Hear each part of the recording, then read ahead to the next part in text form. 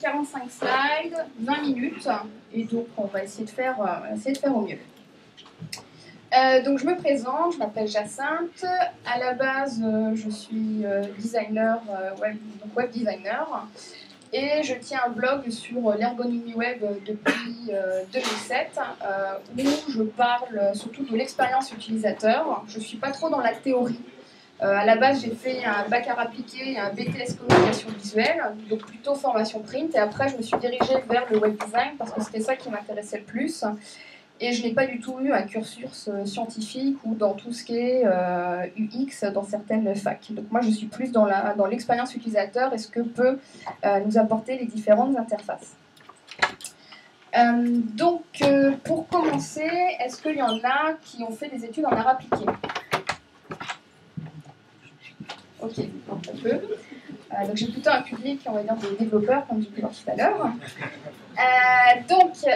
Les arts appliqués, à la différence des arts plastiques, c'est qu'on est là, en tout cas les designers sont là pour répondre aux besoins de l'être humain. C'est-à-dire que ça va toucher à la fois le stylisme, donc les vêtements, comment ils vont être adaptés au corps humain, le design d'objets, comment une brosse à dents, un crayon bille ou un balai de toilette va servir à l'être humain à récurer un certain environnement. Ça va aller aussi dans l'architecture, c'est-à-dire tout ce qui va être l'espace, la 3D et à la fois l'espace. Et après, ça va toucher aussi à tout ce qui est même le design sonore. Donc la base de l'art appliqué, c'est ça, c'est pour répondre à l'être humain. Que l'art plastique, on va plutôt être dans la conception artistique et dans un domaine plus élevé. Dans les nuages, on va dire ça. Donc le design émotionnel, en gros, c'est grâce à un bouquin que j'ai ramené, que je pense que certains ont dû lire, quelque part. Donc c'est cette petite collection-là de Erol, de Aaron Walter, donc certains, je pense, doivent le connaître. On est un peu dans le noir. J'ai à la fin... c'est un bouquin violet qui a été écrit par Aaron Walters, qui est le designer de Mailchimp. Donc Mailchimp, pour ceux qui connaissent, c'est tout ce qui est envoi d'emailing avec le petit singe Freddy. Et en gros, donc dans ce bouquin, il explique qu'est-ce que le design émotionnel. Et en fait, on le connaît tous depuis qu'on est né, sauf qu'il fallait mettre un mot dessus. Et on a tous aujourd'hui un langage commun, être humain, qui est les émotions. C'est-à-dire que peu importe dans quel pays vous vous trouvez, tout ce qui est smiley, sourire, et que ça c'est depuis la nuit des temps dans le théâtre, ça nous parle. Quelqu'un qui vous fait un sourire, on le comprend. Quelqu'un qui vous tire la gueule, on le comprend aussi. Aujourd'hui, on a des scientifiques comme David Hanson, donc ça c'est pour vous montrer aussi dans le domaine plus de la robotique, qui sont en train de concevoir des robots qui vont dégager des émotions. Donc on va arriver à un stade où l'être humain va être un peu concurrencé par les robots. Alors j'ai une petite vidéo pour vous montrer à quel point ils vont assez loin. Alors, je vais juste avancer. Je suis à 2 minutes 10. Voilà. Donc là, c'est sur une vidéo de TED où il explique que donc, le scientifique fait la grimace à son robot et le robot va identifier selon certains points clés avec des capteurs et va les mimer aussi de son côté. Alors, je vous laisse regarder. Ah oui. Ouais, lui aussi, il est un petit peu marrant. Ouais. C'est un robot, lui. Non, c'est pas un robot. En fait, c'est un robot. Il n'y a pas le plein écran? Si, ouais, attends. Je sais pas si on va voir. Ouais.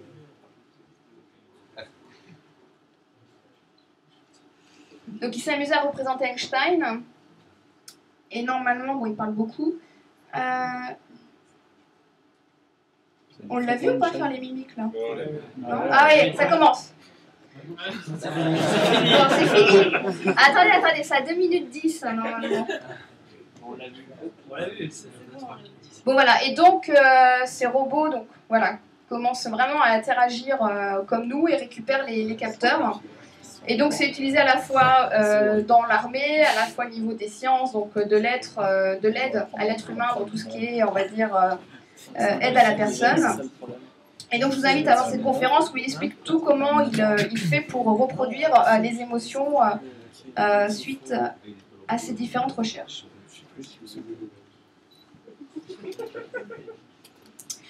Et donc, dans le domaine du web design, le design émotionnel peut se traduire par différentes manières. Il n'y a pas que le visuel. Il y a à la fois aussi donc, la ligne éditoriale, le langage que vous allez utiliser, les mascottes, les personnages que vous allez aussi utiliser dans vos interfaces, les fonctionnalités, et après, ça peut être aussi donc, le design sonore.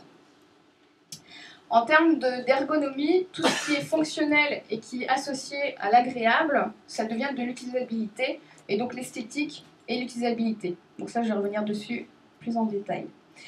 Pour vous montrer que dans notre quotidien, ce n'est pas nouveau, j'ai fait, on va dire, une petite rétrospective par rapport au design d'objets. Donc j'ai pris tout simplement tout ce qui est la salière et le poivrier. Et donc, vous voyez, de 1810 jusqu'à 1890, 1910, 1934, l'objet en lui-même évolue selon les rapports de l'être humain et aussi selon les technologies. On voit quand, dans les années 68, les années un petit peu où on se libère, on commence à, on va dire, à toucher un peu plus à l'esthétique avec la couleur et le plastique. Après, dans les années 90, donc là, on commence vraiment à, on va dire, à personnaliser, à magnifier donc, l'objet. Et donc, en 2011, on continue dans ce domaine-là. Qu'on le veuille ou non, et qu'on l'aime ou qu'on ne l'aime pas, voilà, Philippe Starck, donc pour ceux qui, je pense que tout le monde le connaît, tout le monde, ouais.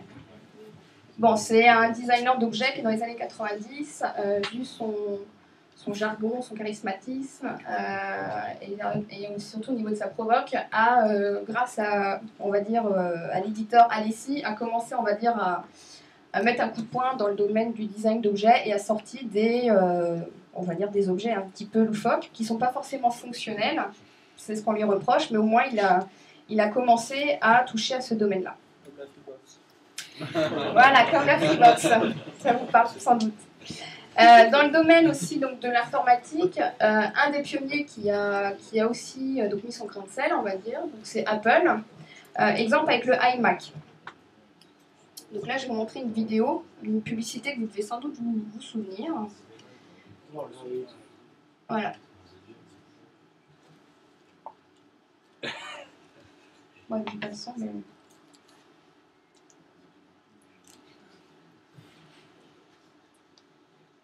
Non.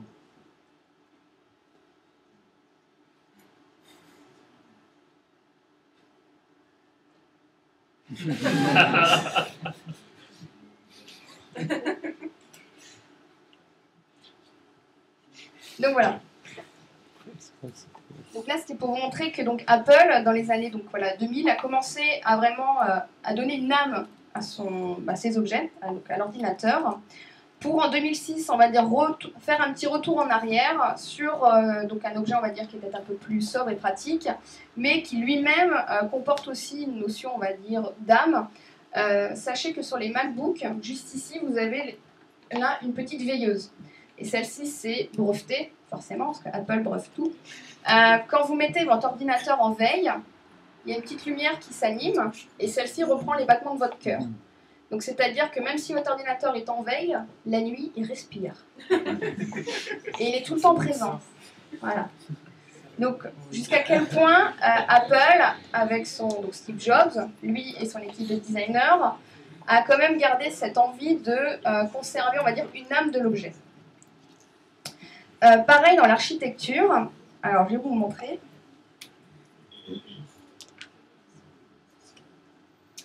À Berlin, il y a un... Je vais un peu avancer. Donc à Berlin, c'est un musée, je ne prononcerai pas le nom parce que je suis incapable de le prononcer, qui présente une exposition sur le multimédia et en même temps qui présente tout ce qui va être domaine d'architecture et qui va arriver à Berlin qui est en cours de reconstruction. Et pareil, la nuit, cet immeuble respire. Donc qu'on monte en haut de la tour de radio et qu'on regarde le paysage de Berlin, il y a un seul élément dans la ville qui respire et c'est cet immeuble. Et donc voilà, c'est pareil, il y a des jeux de lumière et souvent ils font des expos visuelles sur cet immeuble.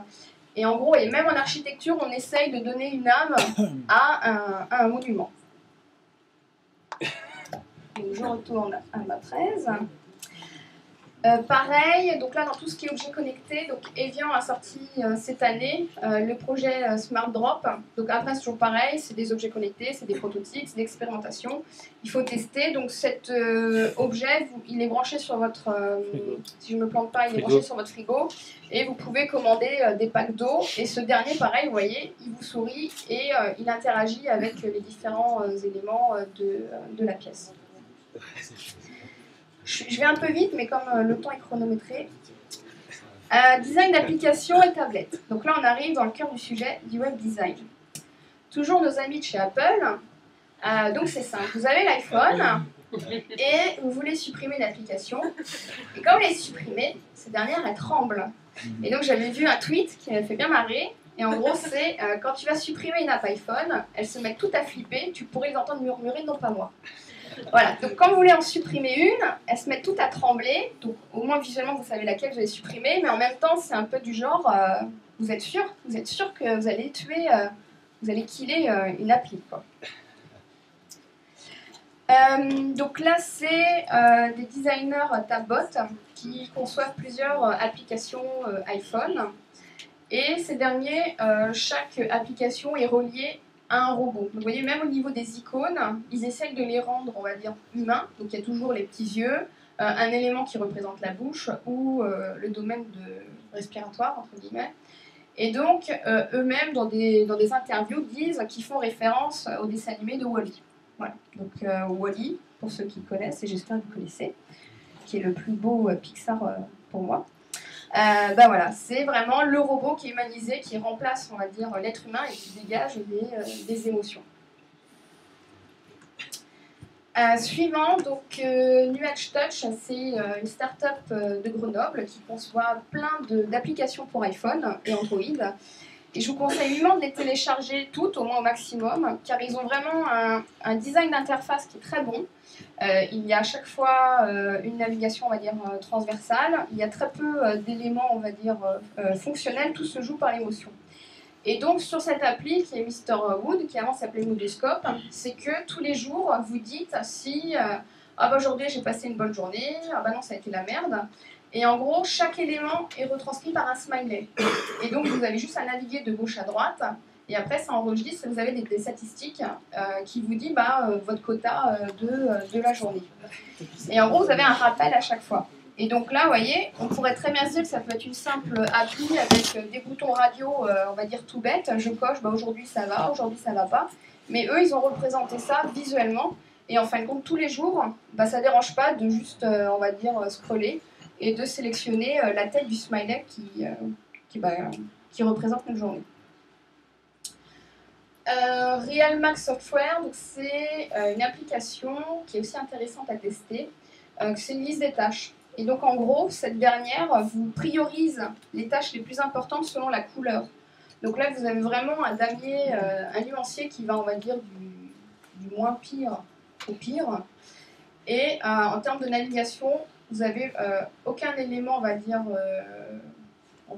je sais pas, des boutons. Ça se passe vraiment qu'avec l'interaction des doigts. Donc on ouvre les doigts, hop, ça rajoute une ligne.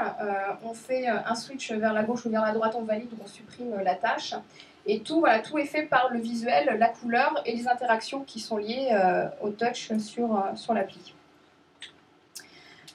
Et un des domaines que je pense qui va vraiment être très important en termes de design et d'émotion, ça va être tout ce qui va être application sur iPad, mais tout ce qui va être, on va dire, à la fois les magazines, donc le digital publishing, tout ce qui est magazine interactif, et en même temps les livres pour enfants.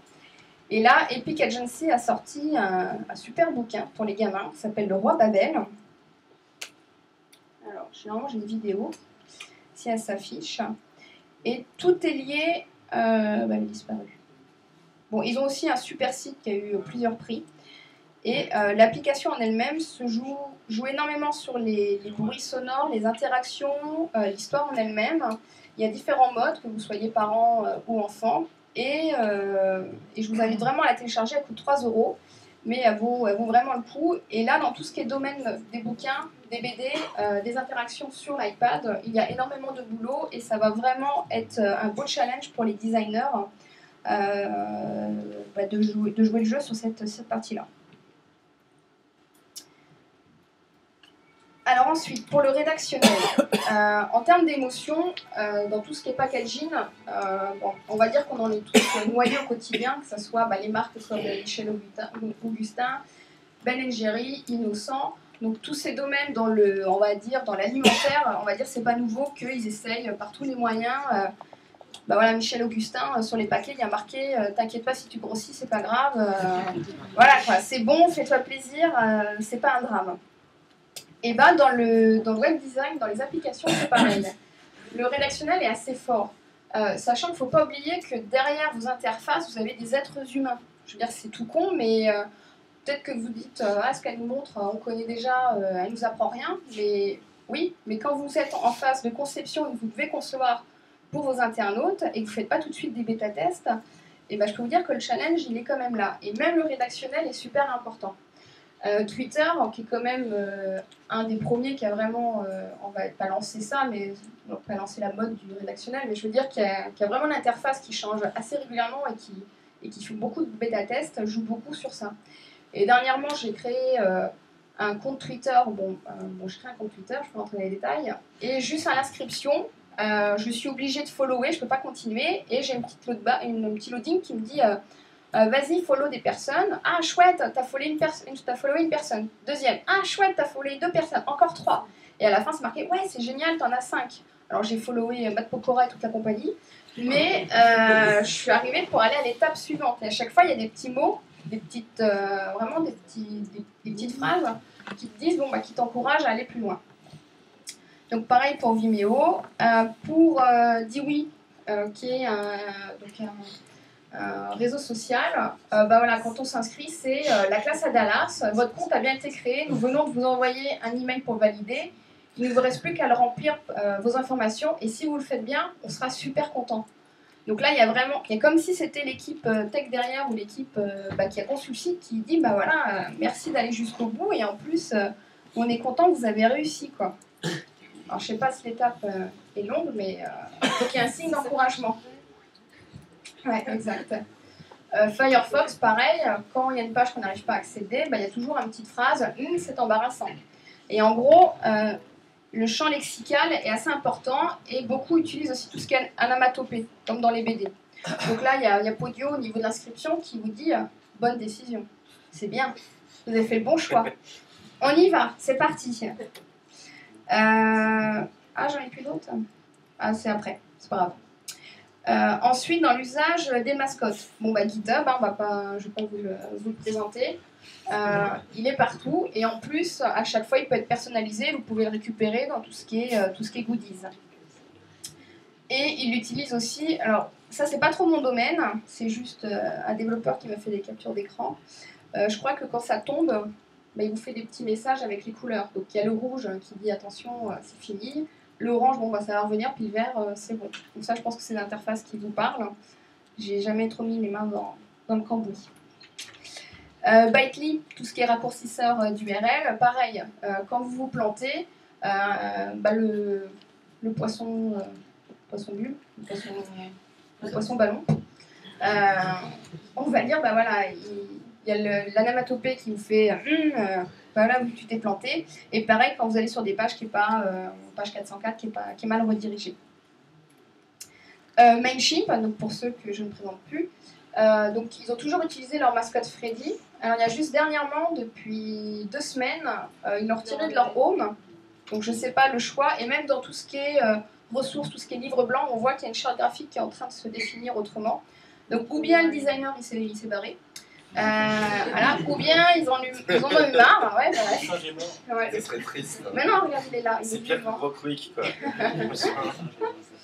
Et donc dans le bouquin, il explique clairement que la mascotte, elle est là, on va dire, pour divertir l'utilisateur. Mais quand le site plante, quand il y a une erreur de l'interface, Freddy le singe n'intervient pas. Il y a vraiment un message qui dit ah, excusez-nous, on est en maintenance ou autre. En gros, c'est pour montrer le décalage qu'il y a entre l'usage de la mascotte qui va être là pour donner de la sympathie à l'interface, mais quand il y a un problème et qu'il y a un plantage du site, j'ai dépassé le temps, on revient à quelque chose de sérieux et on rigole pas. Et c'est pas Freddy qui vient faire oh j'ai tout perdu. Voilà. Allociné, donc quand on s'inscrit, je viens de découvrir ça, je ne l'ai pas encore vu. Ils ont testé d'insérer un personnage qui vous souhaite la bienvenue et après qui vous donne des petites infos lors de l'inscription ou lors de recherche. Donc je ne sais pas si c'est quelque chose d'expérimental pour le moment, mais après dans tout le reste du site on ne voit plus la mascotte, on voit qu'il y a vraiment 2 endroits. Donc, alors après je ne sais pas si c'est quelque chose qui est assumé jusqu'au bout ou c'est juste ils se sont dit tiens on va foutre des petites illustrations, mais en tout cas il y a déjà un début. Ensuite, dans tout ce qui est personnalisation, Google. Google qui, à chaque événement de notre actualité, qui personnalise le doodle, et même quand c'est votre anniversaire, il vous souhaite l'anniversaire. Moi, je l'ai découvert au mois de décembre, donc après avoir remercié tous mes amis sur Facebook, que même des fois je ne connais même pas, qui me souhaitent mon anniversaire, je vais sur Google et là je vois un gâteau, je dis tiens, c'est la fête à qui? Ah, c'est ma fête! Ah là, c'est mon anniversaire! Et me le faites! Je dis waouh! Alors après, ce qui est dommage, c'est que quand on clique sur l'icône, ça nous ramène à notre profil Google+. Je m'attendais à une vidéo, je m'attendais à quelque chose, mais je vois juste mon profil. Voilà, je vois juste mon profil Google+ qui est vide, mais bon, le premier pas est là. Twitter, bah voilà, Twitter est done, on a une baleine qui vole. Bon, bah ça permet, on va dire, de détendre l'atmosphère en disant bon, bah c'est pas grave, on va attendre que Twitter revienne. Un autre exemple, alors celui-ci je ne sais plus, je suis désolée, je ne sais plus d'où je l'ai pris. J'ai fait une capture d'écran sur le coup parce que je trouve ça génial. En gros c'est un loading et il s'est mis en thermomètre. Et donc quand la page charge, au fur et à mesure ça se charge. Donc voilà, donc c'est un moyen de faire patienter l'utilisateur au moment, normalement ça devrait être plus rapide, mais bon là on va dire que le site il rame, mais au moins on se dit bon bah c'est pas grave, on va atteindre les différents niveaux. Et là, Muxi, c'est un site de réseau social network, juste pour le clin d'œil, on va dire que tout ce qui est page de login ou d'inscription, c'est représenté sur le badge, on va dire, quand vous allez à des conférences network. Donc c'est un moyen de personnaliser, de se dire, bon voilà, vous êtes vraiment dans un réseau professionnel et on va jouer le domaine. Hein? C'est Skillforism. Je sais pas. Peut-être, je n'ai pas compris le mot. Skillforism. Oui. C'est un terme utilisé justement pour tout ce qui représente les objets réels. D'accord. Voilà. Alors, moi j'ai appris quelque chose ce soir. Ensuite, dans tout ce qui est data visualisation, donc toute la grande tendance qu'on a depuis 2-3 ans sur les infographies, au lieu d'avoir des schémas, on va dire, moches avec des bâtons, un fond gris, des bâtons rouge, vert, bleu, on a eu les designers qui sont mis vraiment à cette tâche-là, qui sont mis à personnaliser, on va dire, tout ce qui est schéma statistique pour les rendre un peu plus sympathiques à regarder au quotidien et à nous donner des fois des cartes un peu différentes. J'ai bientôt fini. ExpoVis, donc je ne sais pas s'il y en a certains qui sont allés cette année à cette expo, qui était la première expo sur les data visualisation qui tourne en France et qui va revenir à Paris. Et en gros, vous avez au moins une quarantaine de grands panneaux qui présentent plein de visualisations différentes. Et en gros, c'est comment expliquer des statistiques au grand public et à tout le monde de manière différente que des simples chiffres qui sont listés. Et donc voilà, il y a beaucoup de boulot de graphistes qui jouent sur ce domaine-là et ça nous donne une représentation différente des données. Je vais avancer plus vite. De manière, la presse, je la partagerai, donc vous aurez la main dessus pour la revisualiser. Donc là, j'explique comment créer des personas. Donc en ergonomie, quand vous faites un site web, généralement, au départ, donc après ça dépend des méthodes de chaque designer ou d'ergonome, je ne rentrerai pas dans ce troll, parce qu'il n'y a pas que chez les techs qu'il y a du troll, il y en a aussi dans la partie design. Vous créez un persona, donc c'est-à-dire c'est un visiteur type. C'est-à-dire mon visiteur va être une femme de 35-40 ans avec 2 enfants qui est active et qui vit dans telle ville. Et donc à chaque fois qu'on conçoit une interface, on se met des profils types, une cible, parce que votre site va répondre à une cible précise, il ne répondra pas à tout le monde. Et dans tout ce qui est design émotionnel et surtout le design d'une marque, ça va être pareil. Vous allez construire votre marque. Ma marque, elle va être destinée à des jeunes de 14 ans, 18 ans. Elle va les tutoyer, elle va être sympathique. Elle va utiliser tel vocabulaire. Visuellement, ça va donner telle charte graphique. Et voilà, là, c'est des points. Connexion serveur. Hop. Donc là, vous avez une liste de points qui vous peut vous permettre de répondre à certains critères qui vont vous guider. Et voilà, et pour finir, le design émotionnel ou le web design tout court, ça doit répondre à un besoin d'utilisateur, mais en même temps, dans l'interface que vous allez donner, il faut penser que derrière, vous allez avoir des êtres humains. Donc votre marque, elle va devoir être, on va dire, sincère, créer de la confiance envers l'utilisateur, et n'oubliez pas que si c'est un logiciel qu'on doit utiliser tous les jours, on doit prendre plaisir. Et la première fois qu'un utilisateur va venir sur votre site, en moins de 10 secondes, il se fait un avis. Et s'il aime ou s'il n'aime pas, s'il ne trouve pas tout de suite ce qu'il recherche, ou bien il reste et c'est acquis, ou bien il s'en va et puis là c'est fini. Voilà, donc en termes de ressources, à la fin j'ai glissé quelques livres et quelques ressources. Et donc il n'y a pas photo, il faut tester, il faut être curieux, il faut télécharger des applis, que ce soit iPhone, iPad, il faut s'inscrire à plein de sites pour découvrir chaque environnement et se donner un avis sur le design, comment il évolue, sachant qu'il évolue très vite et de plus en plus. Juste en termes d'idées, il y a 10 ans, on refaisait un site tous les 5 ans, maintenant c'est tous les ans. Voilà, c'est 5 ans, 3 ans, tous les ans, et limite tous les 5-6 mois quand ça ne répond pas à l'utilisateur. Voilà, c'est bon, c'est fini.